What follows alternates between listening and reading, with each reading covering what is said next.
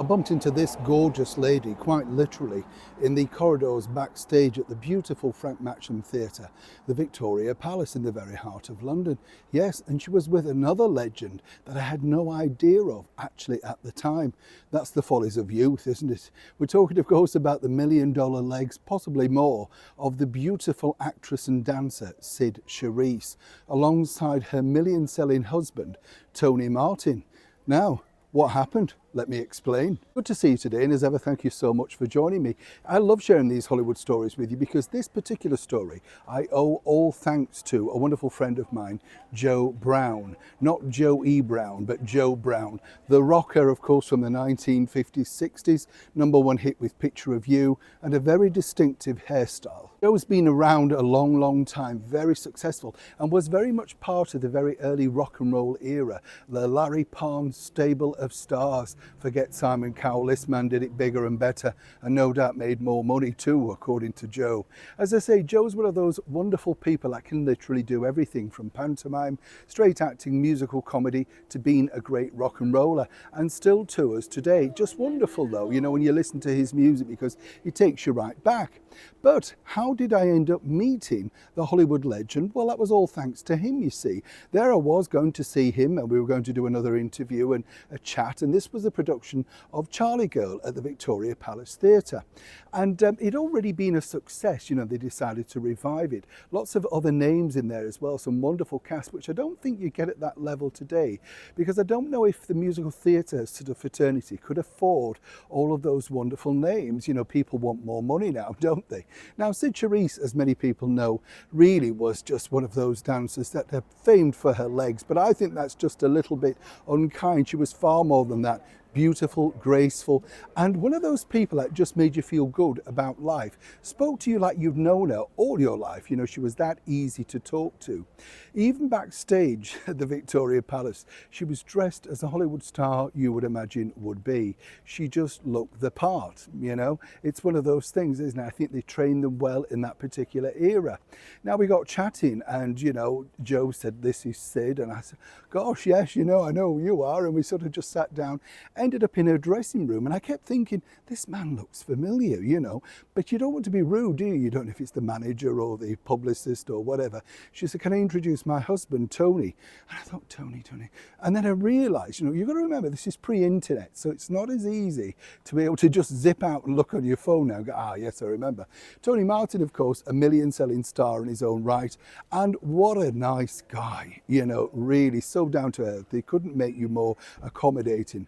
But it was the stories that Cyd shared about her time in Hollywood that naturally fascinated me. And this one in particular, because as many people may know, she starred alongside the late and beautiful Marilyn Monroe, literally on the month of her sad demise, of course, in August. And it was her very last movie, Something's Got to Give. Cyd told me that this was a bit of a worry for Marilyn because, you know, this was the big comeback thing of 20th Century Fox. She'd had Let's Make Love, The Misfits, but now she'd kind of reverted back to doing what she did best, which was light comedy.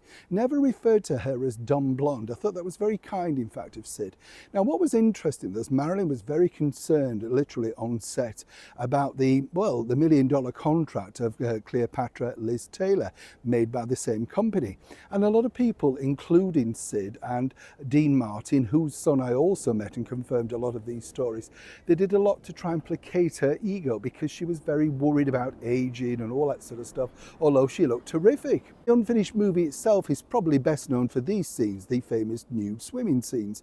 And Cyd said that she did look incredible, absolutely. But apparently Marilyn was very concerned and voiced this opinion to the producer, Henry Weinstein. Now, apparently, you see, Marilyn had been off quite a few times through illness and had been watching some of the rushes with Cyd and Dean Martin. I won't spoil the plot, but it later became, of course, the movie Move Over Darling, starring James Gardner and, of course, the equally beautiful Doris Day. But apparently Marilyn felt that Cyd was too blonde and was padding her dresses. Now, according to Cyd, she found this quite funny. She said, because, look, you know, didn't matter what I did, who could ever take on Marilyn Monroe? And I thought, well, you know, fair point. Now, what happened was they decided to, you know, basically placate her by giving Cyd a darker wig to wear. So you will see in the rushes that are online that, you know, her hair colour just inexplicably changes colour. Now, it gets worse. They then sent some pictures over to Marilyn's Brentwood home and said, look, you know, here's the new rushes, here's the pictures. And apparently Marilyn said, yes, but a subconscious wants it blonde. So the director, George Cukor, who was an unkind man actually to Marilyn on this film, then decided to get Cyd a darker wig. So her hair colour changed again. And she said she had no malice towards Marilyn because, as she pointed out, she was the star of the film, it was her name carrying this picture, and it was a comeback picture. But as she pointed out, Marilyn couldn't have been nicer, sweeter, kinder. She said basically she just wouldn't let you in as a friend.